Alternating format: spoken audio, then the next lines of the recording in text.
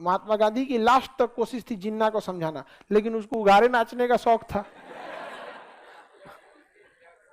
नहीं समझ आया, उसको बनाना था। भाई पूरी दुनिया में सबके रहने के लिए जगह था, सुअरों का एक भी बाड़ा नहीं था। समझ में आ गया कि नहीं आ गया? तो चाहिए ना वहां पे एक तो अजीब अजीब सिचुएशन थी। जिन्ना माना ही नहीं माना था। हमारी पाकिस्तान से दुश्मनी इतनी भयानक हो गई है ना, और वो इतना बिना मतलब युद्ध थोप दिया हम लोगों पे, ताकि हम लोग ना बहुत ज्यादा अंदर से खफा है। अदरवाइज में अगर हमारा विभाजन नहीं हुआ रहता तो हमें आज कोई हराने वाला नहीं था।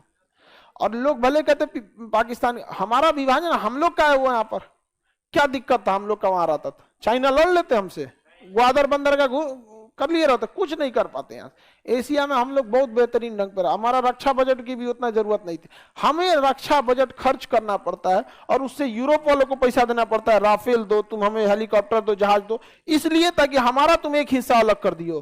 तुमको पैसा देने से अच्छा इसी को मिला लेते हैं, खत्म कहानी। यही सही रहेगा। अफगानिस्तान से हमारी कोई फिलहाल दुश्मनी नहीं है, ईरान हमारा एकदम अच्छा दोस्त है, कोई दिक्कत ही नहीं है।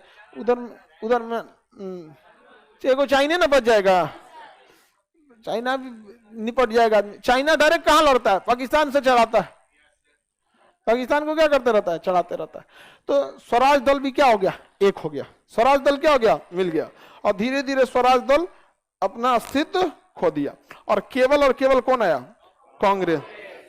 केवल कौन आया? कांग्रेस। आप बताइए गांधी जी सही किए थे कि नहीं? बाकी लोगों को नहीं करना चाहिए था, करना चाहिए। लेकिन आप देखिएगा, जो इतिहास का 4 पन्ना नहीं लिख पाएगा वो गांधी जी को सबसे पहले गरी आएगा। और नाथूराम गोडसे कहिएगा 1 पेज लिखो, नाथूराम गोडसे के बारे में 1 पेज लिखो, तो आपको 1 लाइन नहीं आएगा, महात्मा गांधी को गोली मार दिया। 1 पेज को जब बोले तो 1 पैराग्राफ ना लिखे, भर गया, खत्म कहानी। उस समय लॉर्ड माउंटबेटन को मारे रहते, जिन्ना को मारे रहते, काहे ने उधम सिंह को देखे 1940 में जाके मारे कि नहीं मारे उसको? हाँ, लंदन में घुस के उड़ार को मारे कि नहीं? मानना चाहिए नहीं इनको ना।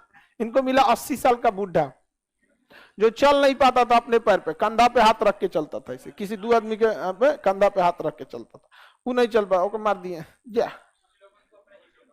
मानने दे। वही तो कह रहे हैं कि अगर आप उनसे कहिएगा 1 पेज लिखो नाथूराम गोडसे के बारे में, तो ना लिख पाए। लेकिन एक से एक हो जाता। अंग्रेज, आप समझ में आता है कि भारत को कितना आसान से गुलाम बना लिए थे। जिसने हमने लिए लड़ा, लोग उसको गोली मारे, और उसके भी समर्थक हैं, तो अंग्रेजों के कितने समर्थक होंगे?